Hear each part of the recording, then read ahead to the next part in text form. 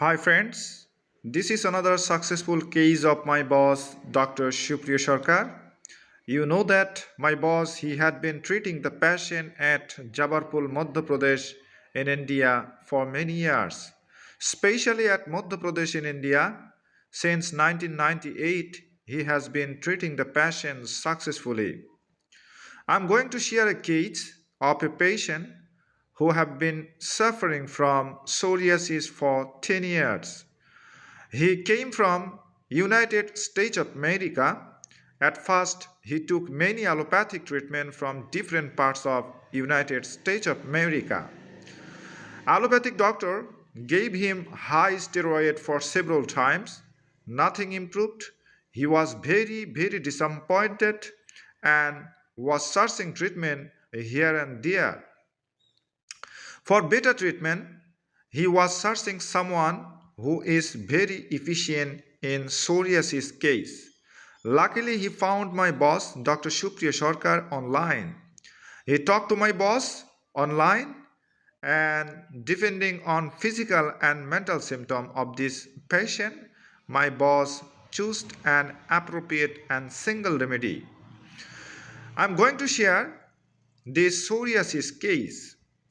Psoriasis আসলে কেন dangerous হয় এটি আমি একটু বলবো কারণ সোরিয়াসিস এটা এক ধরনের অটো ইমিউন ডিজিজ এবং মায়াজমেটিক ডিজিজ হিসেবে এটিকে অভিহিত করা হয়ে থাকে।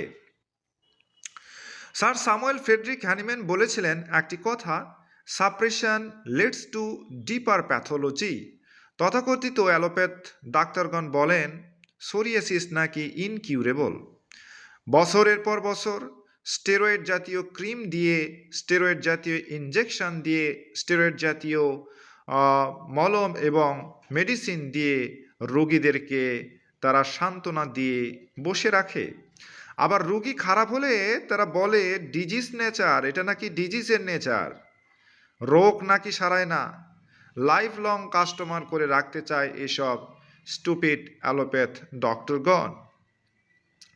সোরিয়াসিস কোনো সাধারণ চর্মরোগ নয়, এটি অনেকেরই জানা নেই। এটি একটি দীর্ঘস্থায়ী অটো ইমিউন ডিজিজ এবং এটি ভেতরের রোগ।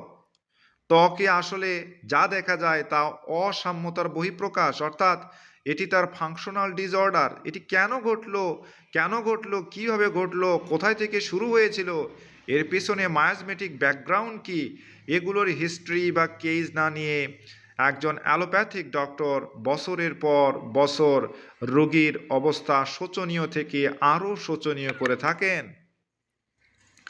একটি কথা মনে রাখতে হবে, এই রোগগুলোকে যত বেশি চাপা দেওয়া হবে এবং যত বেশি এখানে স্টেরয়েড জাতীয় ক্রিম বা মলম অথবা ইনজেকশন অথবা আপনার মেডিসিন দেওয়া হবে, এর অবস্থা আরও তত ভয়ানক থেকে আরও ভয়ানক হবে। রোগীরা যখন নিরাশার চাদরে নিজেকে আবৃত করে রাখে, যখন কোনো আশা আর খুঁজে পায় না কোথাও, তখন তারা সার্চ করে বেটার ট্রিটমেন্টের জন্য। আর এজন্য তারা সার্চ করে একজন efficient homeopath. But unfortunately note that in India a huge number of quack available who do not show the patient's review in front public place. But my boss Dr. Shupriya Sarkar is always exceptional here. He always shows the case of the patient in Facebook, in YouTube.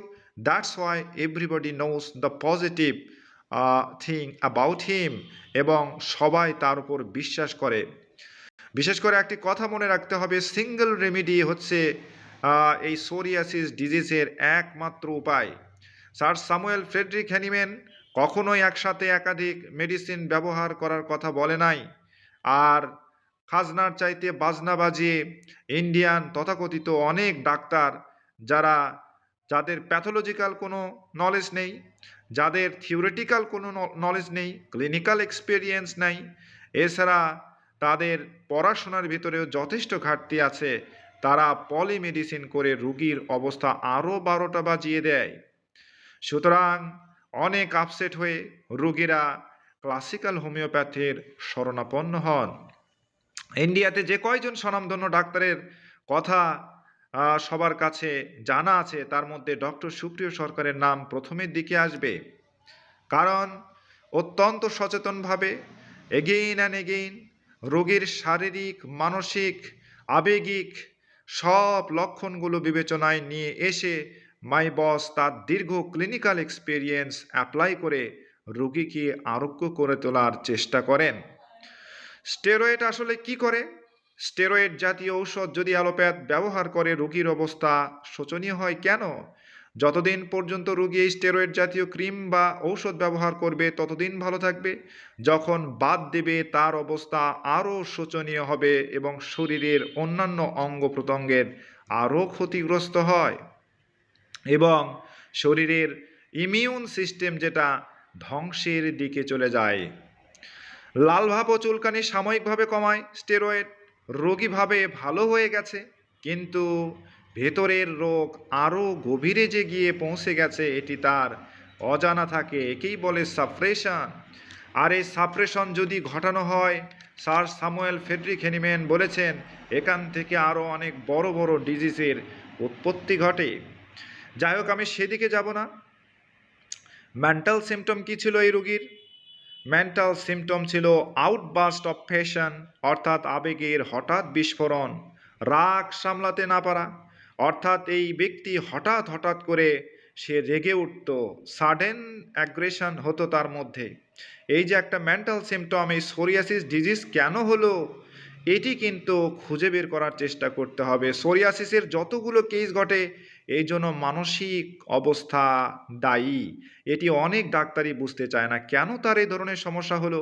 Psoriasis যাদেরই ঘটে, auto immune disease যাদেরই ঘটে, প্রত্যেকেরই একটি সমস্যা, সেটি হচ্ছে mental disease, অর্থাৎ তাদের মানসিকভাবে তারা অত্যন্ত দুঃখ, কষ্ট, ভারাক্রান্ত মন নিয়ে থাকে। তাদের পারিবারিক হিস্ট্রি নিতে হয়, তার জীবনের হিস্ট্রি নিতে হয়, তার প্রেমের যদি সম্পর্ক থাকে সেখানে অ্যাফেয়ারে যদি কোনো সমস্যা হয় সেটার কারণে ঘটতে পারে। দীর্ঘদিন যাবৎ মানসিক কষ্ট নিয়ে বসে থাকতে থাকতে থাকতে থাকতে তার শরীরের অন্যান্য অঙ্গের উপরে একটি বহিঃপ্রকাশ ঘটানোর মাধ্যমে সোরিয়াসিস জাগ্রত হয়। তো একজন clinical experience doctor, classical homeopath এগুলো শুধুমাত্র বলতে পারে। তো সিমটম ছিল এই outburst of passion, very sensitive, অতি সংবেদনশীল, সামান্য কথায় সে আঘাতপ্রাপ্ত হতো। Watching others what they are saying about him, অন্যরা তার সম্পর্কে কি বলছে তা নিয়ে অতিরিক্ত সচেতন। কিছু কিছু মানুষ আছে দেখবেন যাদের সম্বন্ধে কোনো কিছু বলা হলে তার হাজব্যান্ড তার কাছে যতটুকু না গুরুত্বপূর্ণ, অন্যরা কি বলল সেটিই সবচাইতে বেশি গুরুত্বপূর্ণ। অর্থাৎ অন্যরা তার সম্পর্কে কি বলছে তা নিয়ে অতিরিক্ত অতিরিক্ত সচেতন। এটিও কিন্তু এক ধরনের ডিজিজ।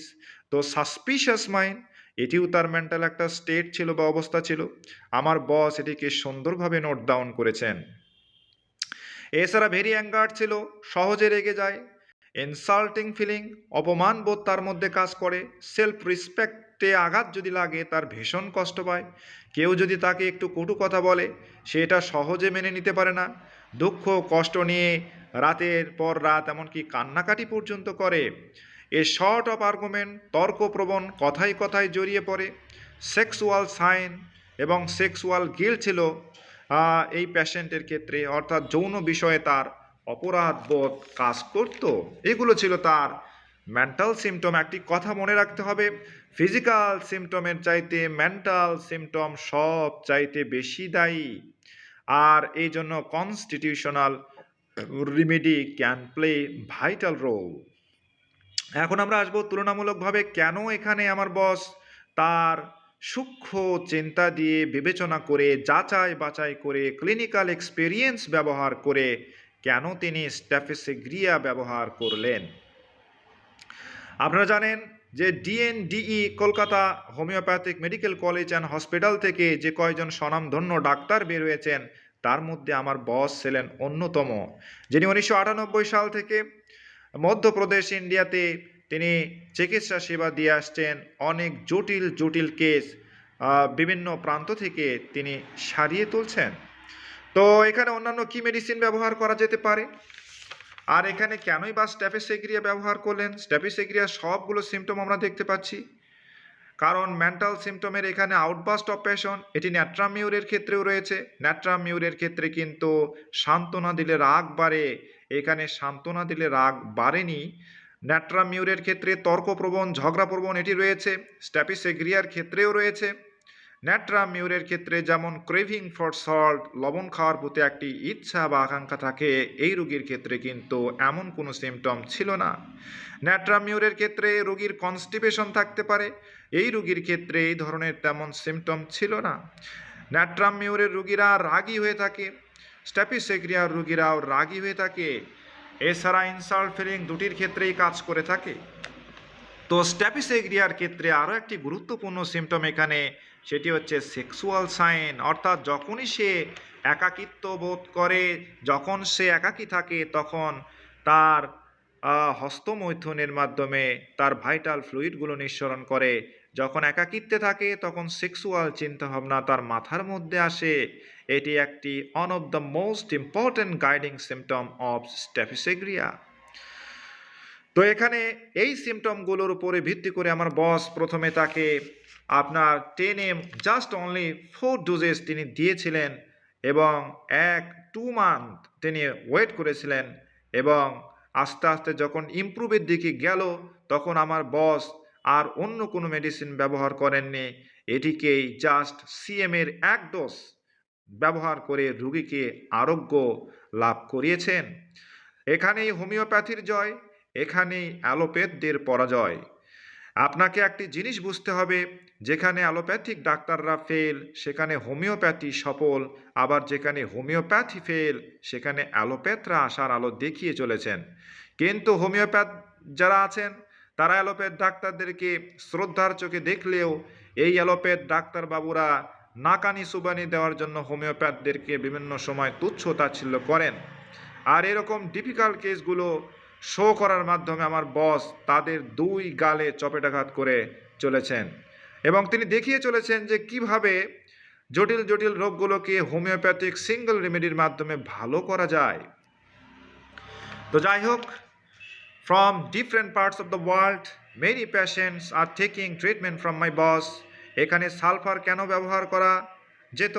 দীর্ঘদিনের সোরিয়াসিস, বহু চিকিৎসায় কাজ হয়নি, অতিরিক্ত চিন্তা, সহজে রাগ ও তর্কপ্রবণ আমরা স্ট্যাপিসেগ্রিয়ার ক্ষেত্রেও পেয়েছি, যৌন চিন্তা বেশি সালফারের ক্ষেত্রেও, ত্বকে জ্বালা পোড়া রয়েছে, গরম কাতর রোগী, আর অন্যদিকে স্ট্যাপিসেগ্রিয়ার মধ্যে জ্বালার বিষয়টি আমরা পাইনি, সুতরাং সালফার কাট অফ হয়ে গেল।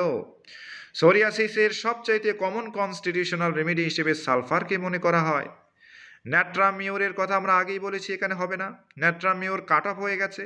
থোজা অক্সিডেন্টালিস ব্যবহার করা যেতে পারে সেক্সুয়াল গিল্ট, অতীতের ভুল নিয়ে অনুশোচনা, নিজের সম্পর্কে নেতিবাচক ধারণা যাদের আছে সেক্ষেত্রে থোজা অক্সিডেন্টালিস ব্যবহার করা যায়। দীর্ঘস্থায়ী ত্বকের সমস্যা, সেখানেও ব্যবহার করা যেতে পারে থোজা অক্সিডেন্টালিস। একাকিত্বে সমস্যা বাড়ে, সেখানেও আমরা থোজা অক্সিডেন্টালিস ব্যবহার করতে পারি। বাট ওই যে ষষ্ঠ সেন্স যেটিকে বলা হয়, 6 সেন্স যেটিকে বলা হয়, এই সেন্সগুলো তো থাকতে হবে। সুতরাং একজন classical homeopath only can identify the proper medicine for the patient. So dear audience, if you want to get treatment or if you have any patient like this, you may talk to my boss on WhatsApp or on messengers. Definitely you will get cure of this disease. From different parts of the world like USA, United Kingdom, Australia, China, South Africa, Canada, many patients are taking treatment from my boss on WhatsApp. So you are most welcome to consult with my boss, Dr. Supriya Sarkar. Thank you for enjoying this video. I will come up with another video tutorials of my boss, Dr. Supriya Sarkar.